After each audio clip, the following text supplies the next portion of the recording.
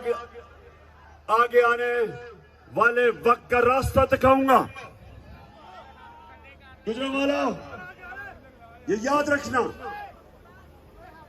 कि जब तक के कौम हकीकी तौर पे आजाद नहीं होती, उस कौम की कोई दुनिया में हैसियत नहीं होती, दुनिया में इज्जत नहीं होती, उसके पासपोर्ट की दुनिया में कोई कदर नहीं होती।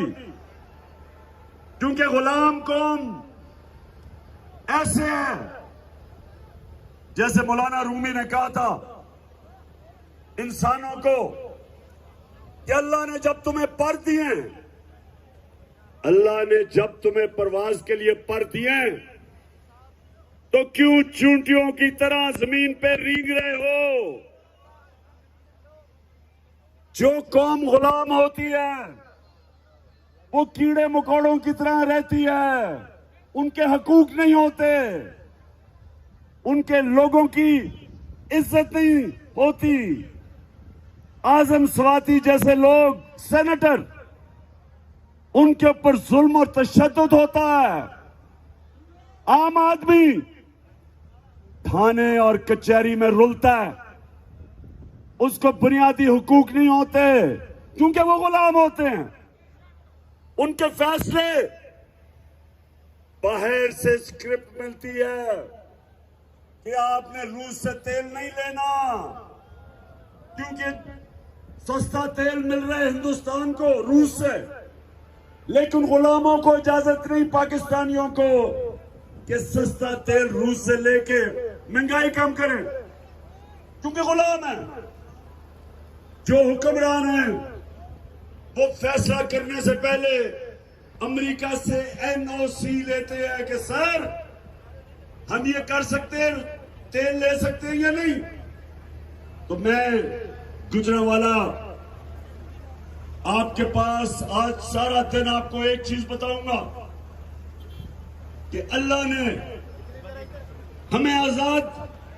हमें कैसे आजाद किया। जब अल्लाह कहता है, जब अल्लाह के सामने अब दावा करते हैं ला इलाहा इल्लल्लाह, अल्लाह तेरे सिवा किसी के सामने नहीं हम झुकते, ये दावा है आजादी का। और जब फिर हम किसी सुपर पावर के सामने घुटने टेकते हैं, मेरी नजर में ये शिर्क है। जब एक किसी पाकिस्तानी शहरी को तशद्दुद होता है उसमें, जो आजम स्वाति शहबाज गिल पे हुआ, जो अरशद शरीफ को मुल्क छोड़ना पड़ा और कत्ल किया, शहीद किया उसको, क्योंकि वो हक और सच पे खड़ा था। ये गुलाम कौमों में होता है, आजाद कौमों में ये नहीं होता।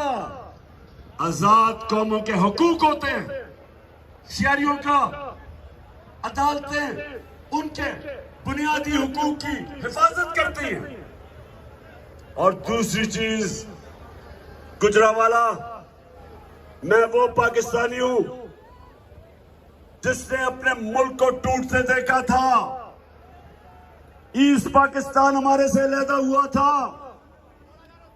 मैं ईस्ट पाकिस्तान अंडर 19 का मैच खेलने गया, हमें पता ही नहीं था कि वहां कितना गुस्सा है ईस्ट पाकिस्तान के लोगों को। क्यों गुस्सा था? क्योंकि उनकी जो सबसे बड़ी जमात, जो पाकिस्तान की सबसे बड़ी जमात, वो ईस्ट पाकिस्तान से थी, वो इलेक्शन जीत गए थे। लेकिन ईस्ट पाकिस्तान के लोगों को गुस्सा यह था कि जो उनका हक था, जो मैंडेट था, वो नहीं दिया जा रहा था। क्यों नहीं दिया जा रहा था? क्योंकि यहां एक सियासतदान, उसने साजिश की अपनी कुर्सी के लिए। उसने ईस्ट पाकिस्तान की पार्टी जो इलेक्शन जीत गई थी, उनको हक नहीं दिया कि जो उनका हक था कि जब इलेक्शन जीते तो उनको क़यादत करनी चाहिए थी। वो उस सियासतदान ने पाकिस्तान की फौज को उस पार्टी के खिलाफ खड़ा कर दिया और नतीजा ये हुआ कि पाकिस्तान टूट गया, हमारा मुल्क आधा हो गया। आज फिर ये जो लंदन में बैठा हुआ भगोड़ा है और ये और इस मुल्क की सबसे बड़ी बीमारी जरदारी, ये दोनों डाकू मिलकर कोशिश कर रहे हैं कि पाकिस्तान की सबसे बड़ी जमात उसको मुल्क की इस्टेब्लिशमेंट के खिलाफ खड़ा करे, इस्टेब्लिशमेंट को, फौज को बड़ी जमात के खिलाफ खड़ा करे। ये साजिश है, ये मुल्क के खिलाफ साजिश है। और सुन लो, हम इमरान खान की जीना मरना पाकिस्तान में है। इमरान खान ने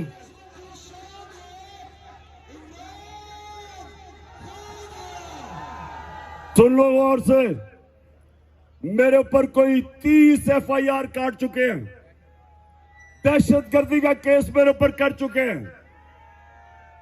मेरे ऊपर वो एक इनका शरीफ खानदान का घर का पालतू नौकर, चीफ इलेक्शन कमिश्नर, वो अलहदा मेरे पे केस कर रहा है। उसको तो खैर मैंने अदालत के अंदर लेके जाना है और 10 अरब का हर्जाना करूंगा इसके, इस बदनीयत आदमी के खिलाफ। ये सब मिलके, ये सारे मिलके एक इनका मकसद है कि किसी तरह ये चोर ऊपर मुसल्लत हो जाएं और पाकिस्तानी फौज को टाकरा करवाएं। पाकिस्तान की सबसे बड़ी जमात और वाहिद जमात जो एक फेडरल पार्टी है, जो मुल्क को इकट्ठा रख सकती है, इनकी तो खानदानी जमातें सुकड़ के छोटी छोटी जमातें रह गई हैं।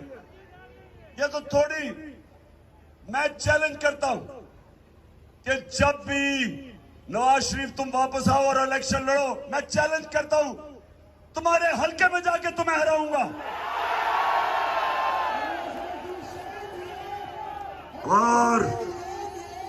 और जरदारी तुम और तुम्हारा देसी वलैती बेटा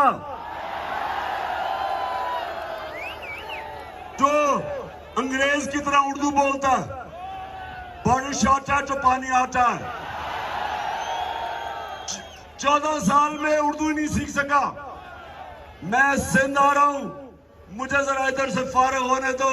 जरदारी तुम्हारे पीछे मैं सिंध आ रहा हूं, तैयारी कर लो।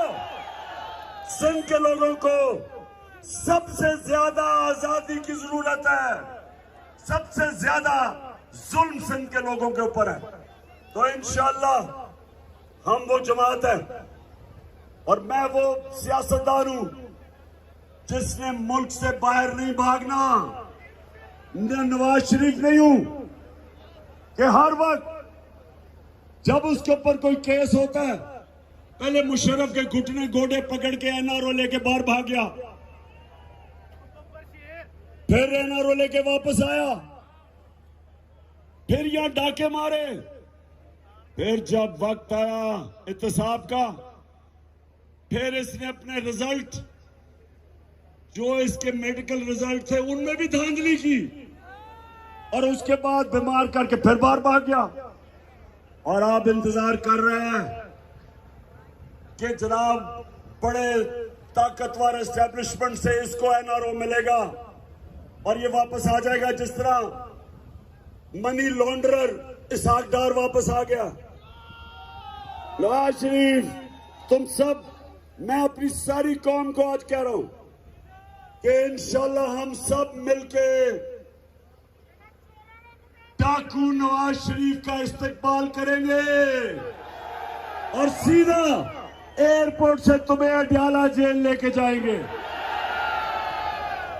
और मेरी कौम सुन लो, ये वक्त है अपने आप को हकीकी तौर पे आजाद करना और आजाद हम करेंगे इंसाफ के जरिए हम इस मुल्क में कानून की बारादस्ती के लिए जंग लड़ते रहेंगे, इंसाफ के लिए जंग लड़ेंगे, ताकि कानून के सामने सब एक बराबर हो। ये नहीं कि बड़ा डाकू मुल्क लूट जाए, पैसा बाहर ले जाए और उसको एनआरओ मिल जाए, और बेचारा छोटे लोग, गरीब लोग, महंगाई, बेरोजगारी में, मजबूरी में वो चोरी करे तो जेलों में गल सड़ रहे हो। हजरत अली रज़ियल्लाहु ताला ने फरमाया था, कुफर का निजाम चल जाएगा लेकिन जुल्म और नाइंसाफी का निजाम नहीं चल सकता। बड़े डाकुओं को इन्होंने असेंबली में कानून ऐसा बना दिया कि आज मैं अगर आप इस कौम का पैसे का डाका मारूं और मुल्क से बाहर पैसा भेज दूं, कोई मुझे नहीं पकड़ सकता। इन्होंने कानून बदल दिया, इन्होंने कानून ऐसा बना दिया, ये चोरों ने आके, कि अगर आज मैं प्राइम मिनिस्टर बनूं, वजीर बन के मुल्क आपका पैसा चोरी करूं। चोरी और करप्शन में क्या फर्क है? चोरी होती है कि मेरा कोई घड़ी चोरी कर ले, फोन चोरी करे, घर पर डाका मार दे। करप्शन क्या होती है? मुल्क का पैसा चोरी करना। करप्शन से मुल्क तबाह होते हैं, करप्शन से गुर्बत आती है। तो जब बड़े बड़े करप्ट लोग चोरी करके मुल्क से पैसा बाहर ले जाएं और उनको एनआरओ मिल जाए और छोटे छोटे चोरों को जेल में डालो, तो इसके मुताबिक मेरे नबी सल्लल्लाहु अलैहि वसल्लम ने आज से तकरीबन 1500 साल पहले कहा था। ये याद रखो मेरे पाकिस्तानियों, ये कभी हदीस ना भूलना। ये मैं चाहता हूं बच्चा बच्चा इस हदीस को अपने दिल में डाल ले और कौम को भी कहें कि कौम भी भेड़ बकरियों की तरह कभी इधर डंडे मार के हमें कभी इधर ले जाएं और कभी हमें डंडे मार के उधर ले जाएं। ये दिन चले गए, खत्म हो गए। कौम इस मुल्क की डिमांड करती है कानून की बारादस्ती, इंसाफ।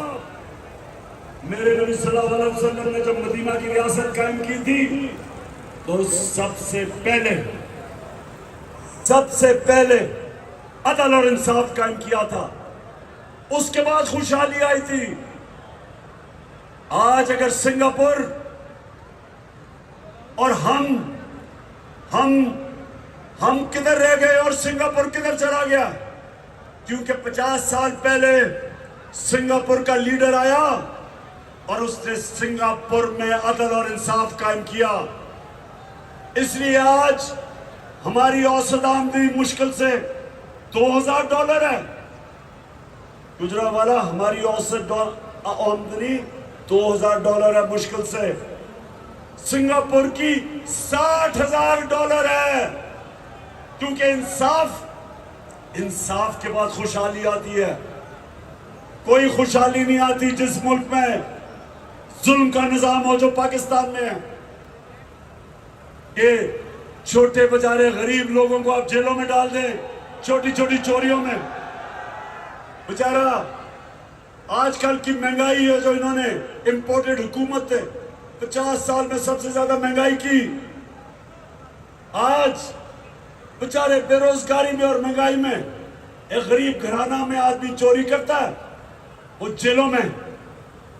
और इस मुल्क के बड़े बड़े डाकू अरबों डॉलर इस मुल्क का लूट के जो बाहर ले गए, नवाज शरीफ और शहबाज शरीफ जैसे मुजरिमों से, आसिफ जरदारी जैसी बीमारी से। और मुझे अपने वकला की जरूरत पड़ेगी। और उससे पहले मैं आज चीफ जस्टिस साहब अपनी कौम की तरफ से आपसे अपील कर रहा हूं कि आजम सवाती ने जो आज प्रेस कॉन्फ्रेंस की, उसने जो आपसे अपील की कि उसको एजेंसी ने जो तशद्दुद किया उसकी पोती और पोतियों के सामने उसके घर में जाके उसको जो मारा, उसको फिर एजेंसीज के हवाले किया, उसको नंगा करके उसके ऊपर तशद्दुद किया। से हो रहा है जो आज हमारे मुल्क का दिवालिया निकला हुआ है, जो आज चेरी ब्लॉसम हर जाके दुनिया में बाहर जाके